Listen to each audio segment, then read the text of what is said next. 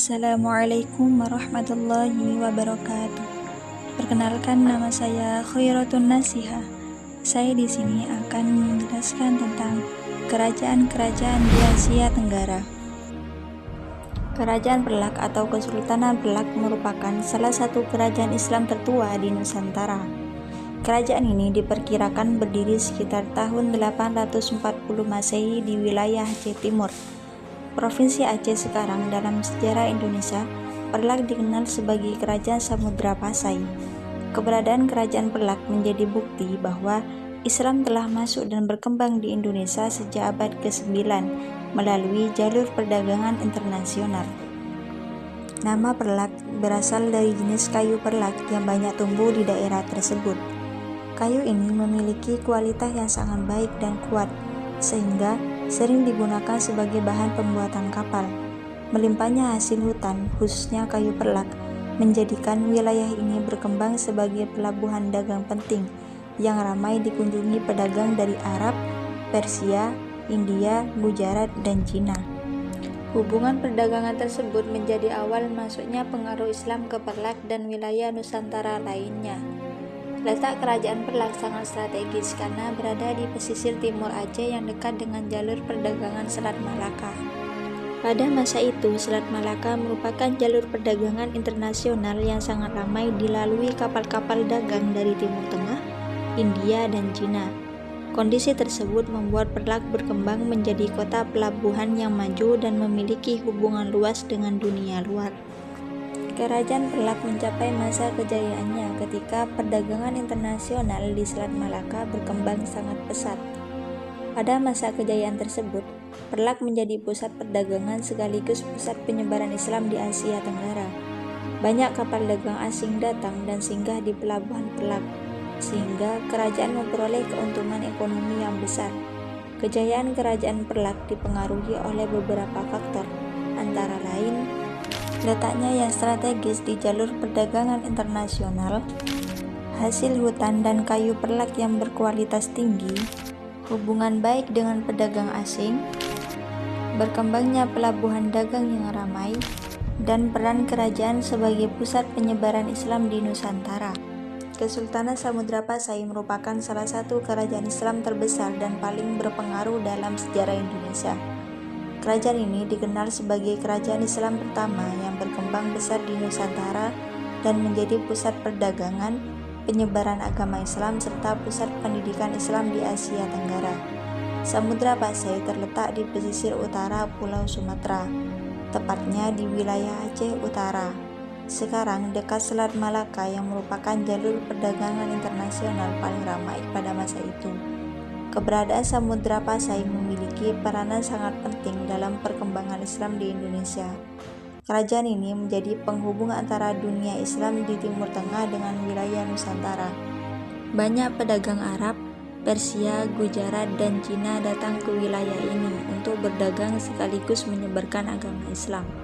Karena letaknya sangat strategis, Samudra Pasai berkembang menjadi kerajaan maritim yang maju dan disegani oleh kerajaan lain di Asia Tenggara. Menurut sejarah, sebelum menjadi kerajaan besar, terdapat dua wilayah penting, yaitu Samudra dan Pasai. Kedua wilayah tersebut kemudian dipersatukan oleh seorang tokoh bernama Marasilu. Setelah memeluk agama Islam, Marasilu mendapat gelar Sultan Al-Malik Al-Saleh. Beliau kemudian menjadi raja pertama Samudra Pasai dan dianggap sebagai pendiri kerajaan tersebut sekitar abad ke-13 Masehi. Berdirinya Samudra Pasai diperkuat oleh bukti sejarah berupa batu nisan Sultan Malik Al-Saleh yang bertuliskan tahun 1297 Masehi. Batu nisan tersebut bercorak Islam dan menggunakan tulisan Arab, menunjukkan bahwa Islam telah berkembang kuat di wilayah tersebut. Setelah Sultan Malik Al-Saleh wafat, pemerintah dilanjutkan oleh putranya, yaitu Sultan Muhammad Malik Az-Zahir. Pada masa pemerintahannya, Samudra Pasai mencapai perkembangan yang sangat pesat. Hubungan perdagangan dengan berbagai negara semakin luas, dan kerajaan menjadi pusat penyebaran Islam di Nusantara. Dengan demikian, dapat disimpulkan bahwa Kesultanan Samudra Pasai merupakan kerajaan yang memiliki pengaruh sangat penting dalam sejarah perkembangan Islam dan perdagangan di Indonesia. Kemajuan kerajaan ini membuktikan bahwa sejak dahulu Nusantara telah menjadi bagian penting dalam jaringan perdagangan dan peradaban dunia Islam. Kerajaan Malaka atau Kesultanan Malaka merupakan salah satu kerajaan Melayu yang paling berpengaruh dan terkenal di Asia Tenggara. Berdiri pada awal abad ke-15, kerajaan ini menjadi pusat perdagangan internasional, pusat penyebaran agama Islam, dan pusat kebudayaan yang menyatukan berbagai kelompok masyarakat dari kawasan Selat Malaka, serta menjadi pintu masuk pengaruh Eropa ke Nusantara pada abad ke-16. Kerajaan Malaka didirikan sekitar tahun 1400 Masehi oleh Parameswara, yaitu seorang putra raja dari Kerajaan Palembang yang merupakan keturunan Kerajaan Sriwijaya. Setelah dikalahkan oleh pasukan Kerajaan Majapahit, Parameswara melarikan diri menuju utara dan berhenti di Temasik. Sekarang Singapura yang saat itu berada di bawah kekuasaan Islam. Setelah beberapa tahun, ia diusir dari Temasik dan kemudian berlayar menuju muara Sungai Mertam, yang kemudian dikenal sebagai Sungai Malaka. Menurut catatan sejarah, saat tiba di tempat tersebut, Parameswara melihat seekor kijang yang berani menantang anjing pemburunya. Hal ini dianggap sebagai petanda baik, sehingga ia memutuskan untuk mendirikan kerajaan di tempat itu. Nama Malaka diambil dari nama pohon yang tumbuh di sekitar tempat itu, yaitu pohon Malaka. Masa pemerintahan awal yaitu Parameswara pada tahun 1400 sampai 1414. Pada awal pemerintahannya, Parameswara menganut agama Hindu. Namun sekitar tahun 1414, ia memeluk agama Islam setelah menikah dengan putri dari Kerajaan Pasai.